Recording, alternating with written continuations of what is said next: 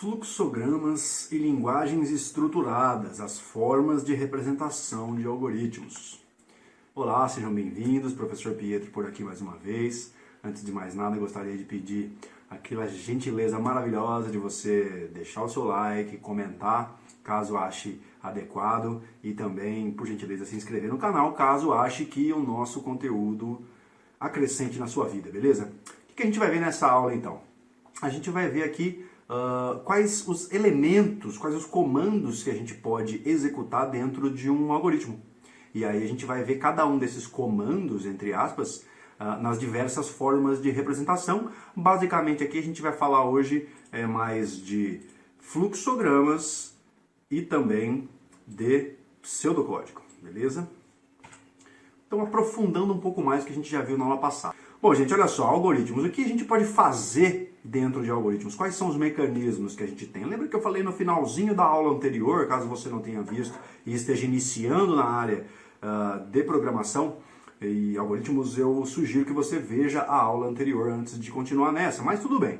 Olha só, o que a gente pode fazer dentro do algoritmo? A gente falou no final da última aula justamente sobre as estruturas de dados, a estrutura sequencial, a estrutura de decisão e as estruturas de repetição. Basicamente, essas são as 4 coisas que a gente usa para compor um algoritmo. Existem outras coisinhas também, mas a gente vai ficar só nisso por enquanto.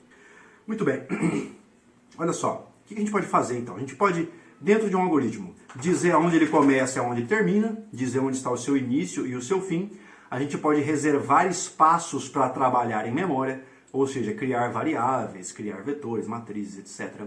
A gente pode fazer entrada e saída de dados. O que é entrada e saída? Entrada de dados é trazer dados de fora do mundo da máquina para dentro do mundo da máquina. E saída de dados é pegar dados de dentro do mundo da máquina e botar para fora. Ou seja, basicamente é entrada de dados, pedir para o usuário inserir algum valor. Saída de dados, pedir ou mostrar alguma coisa para o usuário na tela, alguma mensagem, etc. Tá? Muito bem, a gente pode também efetuar operações matemáticas, operações lógicas, operações relacionais, multiplicação, divisão, soma, raiz, comparar se um número é maior que o outro, menor que o outro, igual ao outro, operações lógicas de conjunção, disjunção e assim por diante. Tá? A gente pode também armazenar ou modificar os valores salvos em memória, a gente pode alterar o conteúdo das variáveis através de uma operação de atribuição, beleza? E também a gente pode usar as estruturas condicionais para tomada de decisão e também para depois usar nas estruturas de repetição. Além disso, podemos criar ou invocar funções e subalgoritmos, módulos do nosso algoritmo, beleza? Olha só, linguagem natural, a gente já viu na aula passada que a linguagem natural está descartada, a não ser que seja apenas para o enunciado e para fazer um rascunho da solução. A solução formal ela vai ser baseada principalmente na nossa brincadeira aqui através do pseudocódigo, ok? Pseudocódigo. Mas a gente vai falar um pouquinho também sobre os fluxogramas. A gente vai mostrar para vocês os fluxogramas. Olha só, então como eu disse para vocês, a linguagem natural ela não é decente porque ela é ambígua, então a gente não quer ambiguidade, certo? Por exemplo, olha só alguns exemplos de ambiguidade que a gente quer evitar. Por exemplo, olha só. Carlos pediu a José para assinar o contrato. Olha só, quem que vai assinar? É o próprio Carlos ou é o José? É uma frase ambígua. Linguagem natural, não devemos usar. Outro exemplo aqui, ó. A égua da minha vizinha é linda. Putz, a égua da minha vizinha é linda. Será que o cara está sendo mal educado, sem vergonha, e está chamando a vizinha de égua? Ou será que tem uma égua mesmo, a mulher do cavalo, né? Que é bonita, que é um animal bonito, pomposo. Então, olha só, ambiguidade, a gente tem que fugir dela, beleza? Entrando nos fluxogramas, uma das formas de representação mais legais para quando o algoritmo é pequeno, ele é curto, ele é enxuto. A gente vai usar justamente essas ilustrações, essas figuras geométricas para a gente criar o nosso algoritmo por meio de fluxograma. Olha só, para eu dizer aonde inicia e aonde finaliza-se o nosso algoritmo por fluxograma, eu uso uma elipse. Para eu realizar dados de entrada, olha só, eu uso esse trapézio, essa espécie de losango aqui, né? Para eu fazer saída de dados, mostrar algo na tela, ó, eu uso aquele quadrado todo desenhado com uma curvinha embaixo aqui. Legal? Para eu executar um comando qualquer, um comando de atribuição, um comando de cálculo, um comando de soma, multiplicação, ou o que quer que seja, olha só, eu posso usar esse retângulo. Para eu dizer de onde eu estou indo para onde eu estou indo, eu uso a setinha. Então, do início eu estou indo para alguma entrada, da entrada eu estou indo para algum processamento, do processamento eu estou indo para a saída. Eu faço isso ligando uma figura geométrica à outra através de uma setinha, beleza? Eu também posso ter as tomadas de decisão aqui com esse losango. Tomada de decisão basicamente é alguma coisa do sentido de perguntar, o algoritmo pergunta para si mesmo se ele pode ir por um caminho ou ele pode ir pelo outro caminho. Por exemplo, imagine o seguinte, um algoritmo para dizer se a pessoa é maior de idade ou não para liberar uma catraca de uma balada, por exemplo. Então, o algoritmo, dentro de um losango desse, quando tivesse sido representado por um fluxograma, dentro de um fluxograma o algoritmo poderia fazer a seguinte pergunta: variável idade é maior ou igual a 18? Se sim, eu libero a catraca. Se não, eu não libero a catraca, eu travo. Eu faria isso, representaria isso visualmente através de fluxogramas, usando esse losango aí, estrutura de decisão. Belezinha? Fluxograma então, olha só, um exemplo aqui, o mesmo exemplo que nós vimos na aula anterior, na verdade, que é aquele mesmo algoritmo de somar dois números. Olha só, eu tenho aqui do lado esquerdo o algoritmo em si, descrito por fluxograma, e esse mesmo algoritmo rascunhado em linguagem natural. Então, olha só, esse algoritmo ele tem um início, beleza? Ó, início do algoritmo aqui. Esse algoritmo ele pede para o usuário inserir o conteúdo das variáveis num1 e num2. Então, estou fazendo a entrada de dados aqui nesse ponto. Depois, na sequência, eu faço a soma de num1 com num2 e jogo para dentro da variável s. Então, estamos alterando o conteúdo na memória. Estamos fazendo um cálculo, um processamento. Estamos mudando a variável s em memória. Depois, feito isso, a gente imprime o conteúdo de S na tela. Lembra lá do retângulo curvadinho com o desenho embaixo? Esse aqui é a saída de dados. Então, tá lá o que a gente está fazendo agora, mostrando o conteúdo, mostrando o resultado da soma. E aí a gente finaliza o algoritmo depois de ter feito essa impressão na tela. Lembrando que o algoritmo ele sempre tem um início e um fim. Não esqueça disso. Se você não coloca o fim no algoritmo, a máquina não sabe que o algoritmo acabou. Tá? E para calcular a média entre dois números? Ali era a soma, a média. Então, olha só. O algoritmo começa.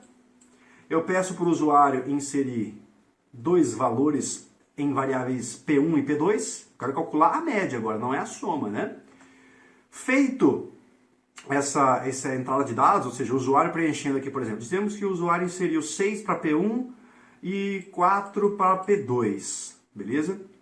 Aí, olha só, no próximo passo, essa variável aqui, ó, dividendo, ela está recebendo, ela está sendo igual à soma dos conteúdos das variáveis P1 e P2, ou seja, 6 mais 4 dividendo está valendo quanto?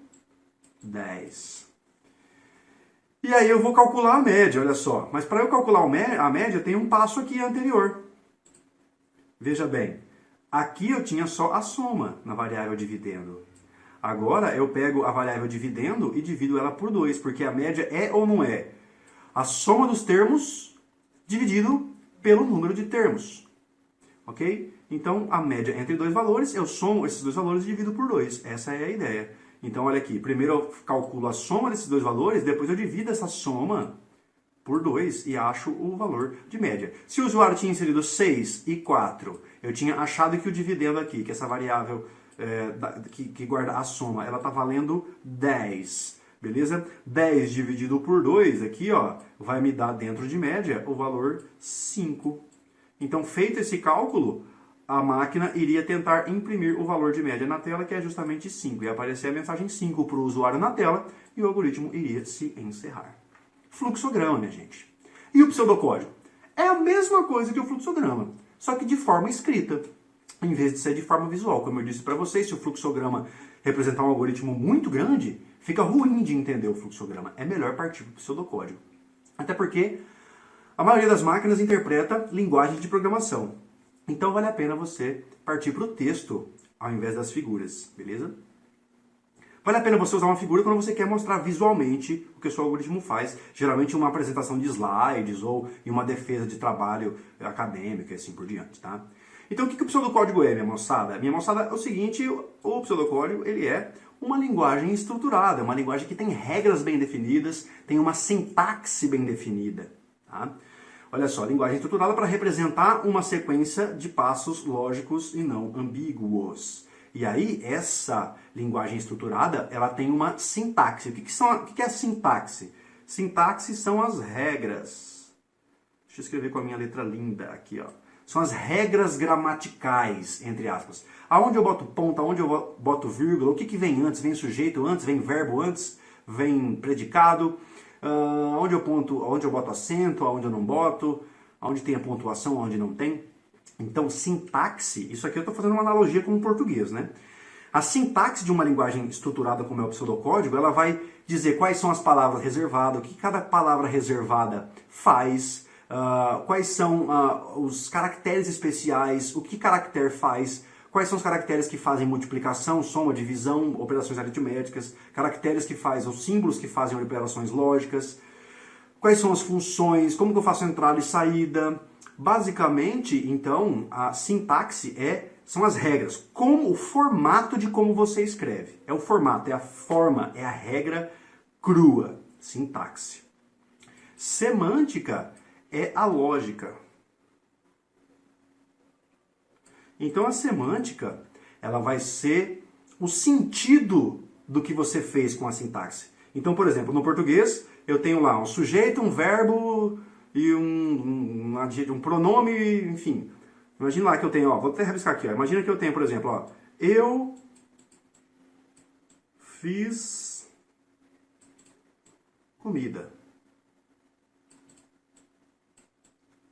Olha só, eu tenho aqui um indivíduo, né? Eu tenho um sujeito, certo? Eu tenho um pronome, certo?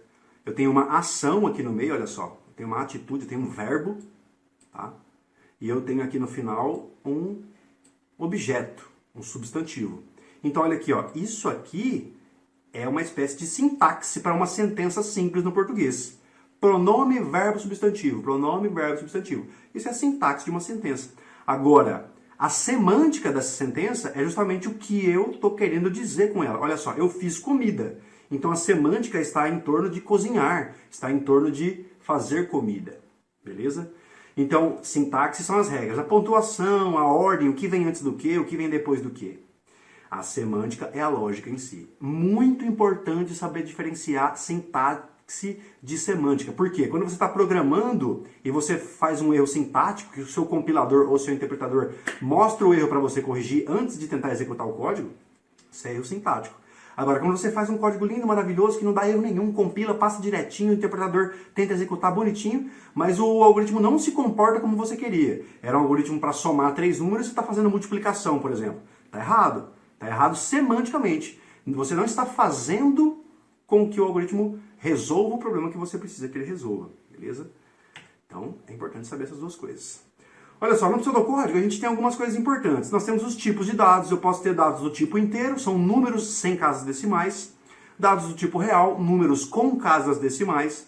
Dados do tipo caractere, que são dados de texto, né? Caracteres alfanuméricos, letras, números, sentenças, frases, etc. E o tipo lógico, que vale ou verdadeiro ou falso. Beleza? Temos também aqui as constantes e literais. O que é uma constante? Constante é um valor que nunca se altera e que tem um nome próprio. Por exemplo, lembra lá da constante trigonométrica π?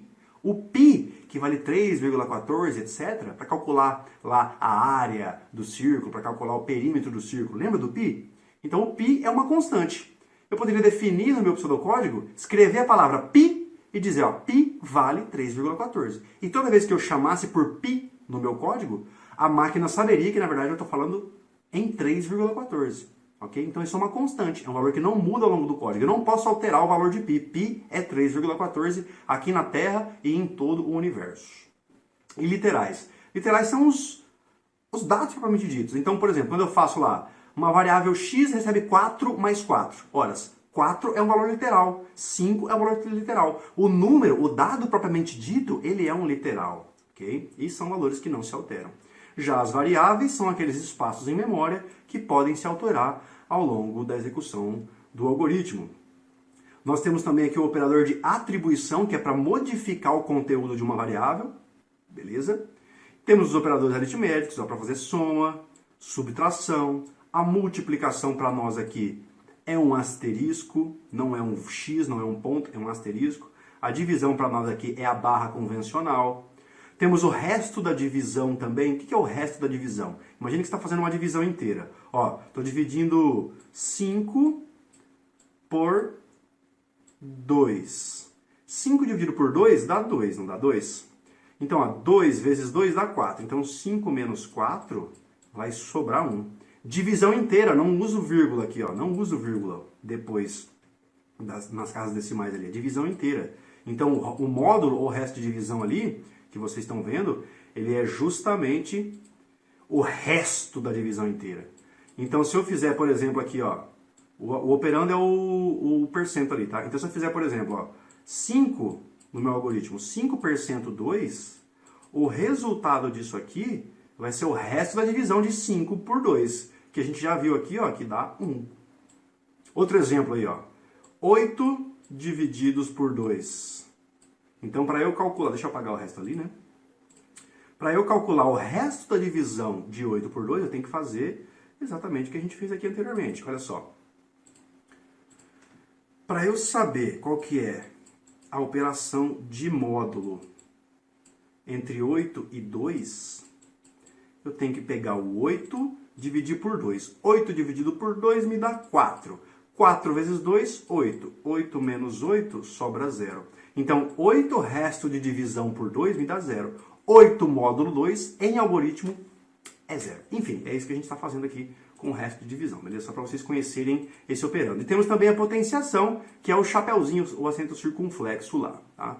Temos a divisão, deixa eu só voltar aqui. Temos a divisão inteira, essa aqui é a divisão real, mas se eu quiser fazer a divisão inteira, assim como eu poderia usar a palavra mod para fazer aqui o resto da divisão, a divisão inteira, ou seja, por exemplo, imagina que eu quero dividir 5 por 2, vai sobrar 1, né? E vai dar 2. Ora, esse é o resultado que eu quero na divisão inteira, ok? Então, eu vou fazer, se eu quiser fazer isso em algoritmo, eu vou fazer, por exemplo, variável x div variável y, ou literal, ou constante. Mas a gente vai pegar isso em exercícios futuros, tá bom? O que mais? Olha só, dá pra gente fazer o quê? Dá pra gente usar operadores lógicos, operador de negação, operador de conjunção, operador de disjunção, disjunção exclusiva, tá? Se você não conhece lógica, fica tranquilo, que a gente tranquila, né? Que a gente vai ver sobre isso mais pra frente nas aulas futuras, beleza? Dá para fazer entrada e saída de dados. Eu peço para o usuário informar um dado e a máquina vai ler esse dado. Então, o leia, para a máquina ler um dado do usuário. O escreva, que vai escrever na tela uma mensagem, sem quebrar de linha. Vai escrever a mensagem e vai parar ali. Agora tem o escreva L também, escreval ou escreva L, que ele escreve, ele bota na tela o que você colocar entre parênteses aqui, mas ele quebra uma linha também, porque ele tem o Lzinho ali. O escreva L significa escreva e pule uma linha. Tá? Temos as estruturas de decisão, que a gente vai ter aula específica sobre isso também. Se alguma coisa, então eu faço alguma coisa. Se alguma coisa, então eu faço alguma coisa. Se não, eu faço outra. Eu posso ter o escolha caso, que é uma estrutura de decisão múltipla. Escolha uma variável baseada em vários casos. Tá? O que mais que tem? Estrutura de repetição. Para uma variável começando em um valor e indo até um outro valor, eu vou repetir por várias vezes. Enquanto uma condição for verdadeira, eu vou repetir o bloco de comandos por várias vezes. Repita um bloco de comandos até que uma condição seja verdadeira. Então essas são as estruturas de repetição. E também temos os procedimentos e funções, que são uma espécie de subalgoritmo dentro do próprio algoritmo. Tá? Então olha aí, em pseudocódigo, como é que ficaria aquele algoritmo para calcular a média entre dois números? Eu poderia simplesmente pedir aqui para o nosso maravilhoso, para a nossa maravilhosa máquina fazer o seguinte, Eu falo para a máquina, aqui vem um algoritmo, o nome dele é calcula a média. Máquina, eu vou declarar algumas variáveis, alguns espaços em memória para eu trabalhar. Então eu vou ter a variável N1, N2 e a variável média. As três variáveis são do tipo real, ou seja, admitem números com casas decimais. Aí eu falo para a máquina, está aqui o início do algoritmo. É aqui que você vai começar a executar instruções de fato. E a primeira instrução que vem é, escreva na tela e pule uma linha a seguinte mensagem. E aí vai aparecer a seguinte mensagem para o usuário. Olha só, o usuário vai ler a seguinte mensagem. Insira o primeiro valor. O usuário, pumba, bate o olho naquilo e fala, olha só, eu tenho que inserir um valor. E aí a máquina vai estar nessa instrução leia, esperando para que o usuário insira um valor aqui dentro, e a máquina vai ler esse valor e vai armazenar esse valor dentro da variável N1. Digamos que o usuário vem aqui e insere o valor 10. Beleza. Depois a máquina vai imprimir na tela, olha só, escreva L, insira o segundo valor. Aí o usuário vê essa mensagem e ele insere o segundo valor na próxima instrução aqui, que é o leia N2. A máquina vai ficar esperando para ler esse valor, enquanto o usuário não digitar um valor e apertar Enter, a máquina fica esperando. Digamos que o usuário digitou 20 e apertou Enter. E aí na próxima linha eu faço o cálculo da média. Olha o que eu faço aqui, ó. Eu somo N1 com N2. Quanto vale N1? N1 vale 10. Quanto vale N2? N2 vale 20. 20 mais 10 me dá 30. Beleza? Essa soma deu 30. Eu vou dividir tudo por 2. Então, divididos por 2, 30 divididos por 2 me dá 15.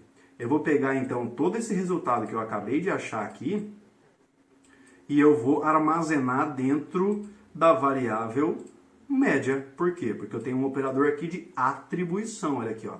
Eu pego o que está à direita dessa setinha e jogo para dentro do que está à esquerda. Beleza? É isso que a atribuição faz. Então, se eu acabei de calcular que N1 mais N2 divididos por 2 me dá exatamente 15, então a variável média, nesse instante aqui, vai passar a valer 15. A máquina vai fazer isso para nós automaticamente. Nós estamos fazendo no braço, para você entender. Mas a máquina vai fazer isso para nós, tá? Calculei a média, eu vou lá e mostro o seguinte na tela, ó. Escreva L. O resultado é. E aí eu pulo de linha e mostro, olha aqui, o conteúdo da variável média. Belezinha? Então aparece para o usuário na tela o seguinte. O resultado é 15.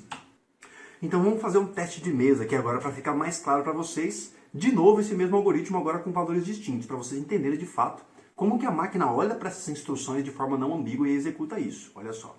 Então a máquina chegaria, veria que está sendo criado um algoritmo, né, que ali vai ser escrito um algoritmo e que o nome dele é calcula média.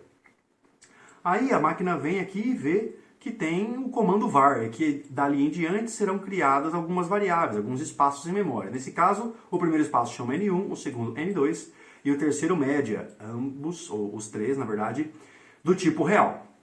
Números com casas decimais. Então lá na memória, o que a máquina faz? Ó?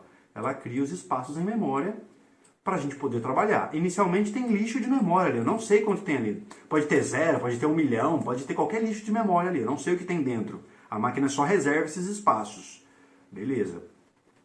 Aí a máquina segue o bonde. Ela vai e inicia a execução do algoritmo propriamente dito. Quer dizer, ela não vai mais agora só declarar coisas em memória. Ela vai perceber que, a partir desse momento, ela tem que executar instruções. E o que a gente faz? A gente vem para a primeira instrução, que é o escreva L. Então a máquina sabe que ela vai escrever uma mensagem na tela e vai pular de linha. A mensagem é justamente aqui, ó, isso aqui, ó.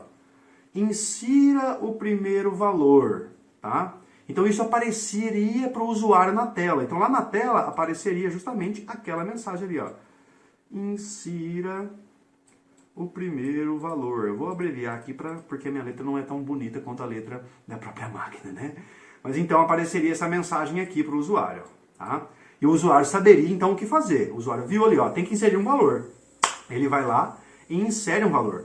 Por quê? Porque a máquina vai estar na próxima instrução, esperando para ler esse valor que o usuário vai inserir e salvando esse valor dentro da variável N1. Então, digamos que o usuário vem aqui e digita 5. Nesse instante, a máquina salva esse 5 na memória, bem na região onde está salvo, está indicado pelo leia. Depois a máquina vai para a próxima instrução, escreva, e pule uma linha, escreva L. E aí ela mostra para o usuário de novo uma outra mensagem que é agora, insira o segundo valor. Então aparece para o usuário lá, ó, insira o segundo valor, blá blá blá, abreviando aqui. E aí a máquina fica esperando a próxima instrução, que é a instrução leia N2. O usuário, portanto, vai ter que inserir alguma coisa aqui. Digamos que o usuário insere 10 e aperta Enter. Nesse momento, esse 10 vai ser salvo em memória na posição do N2. Beleza? E aí, na sequência, a máquina vem aqui e faz o quê? Ela soma o conteúdo de N1 com o de N2 e divide por 2. Horas, N1 está valendo 5, N2 está valendo 10. 5 mais 10, 15. 15 dividido por 2 vai me dar 7,5. Horas, são dados do tipo real, admitem casas decimais. Então, lá na memória, a variável média recebe 7,5. Deixa eu dar uma limpadinha na tela aqui para ficar menos poluído para nós. Muito bem. E aí, a máquina vai para a próxima instrução. Ela calculou o valor da média e agora ela vai e imprime na tela, pulando uma linha depois disso, a seguinte mensagem. Digamos que a nossa tela continua aqui, beleza, gente? Ó, não coube no slide, mas é assim que vai ficar. Então, seguindo, imagine que a tela continua, vai aparecer essa mensagem aqui, ó. O resultado é para o usuário. O resultado... Enfim, resultado é... 2 pontos. E aí ele vai para a próxima instrução, que é escreva o conteúdo da média. Então ele escreveu essa mensagem aqui, agora ele vai escrever essa mensagem aqui na tela, que é justamente 7,5. Então, o usuário inseriu 2 valores, a máquina calculou a média e mostrou esse resultado para o próprio usuário. Olha que belezinha. Legal, né? É assim que a gente faz o teste de mesa. Portanto, meus queridos e minhas queridas, caso tenham gostado desse conteúdo, caso tenham aprendido alguma coisa, desejo a vocês sucesso e desejo também que me sigam, que continuem acompanhando as minhas publicações, porque a minha ideia aqui, de fato, é prover conteúdo que vai ajudar você a desenvolver algoritmos, beleza? Na descrição desse vídeo aqui tem também, de novo, aquele convite para vocês conhecerem o meu material escrito, o meu material textual, onde eu proponho vários exercícios, vários conceitos, tudo resumidinho de maneira bastante didática e enxuta. Beleza? A gente se vê na próxima. Um abraço. Tchau, tchau.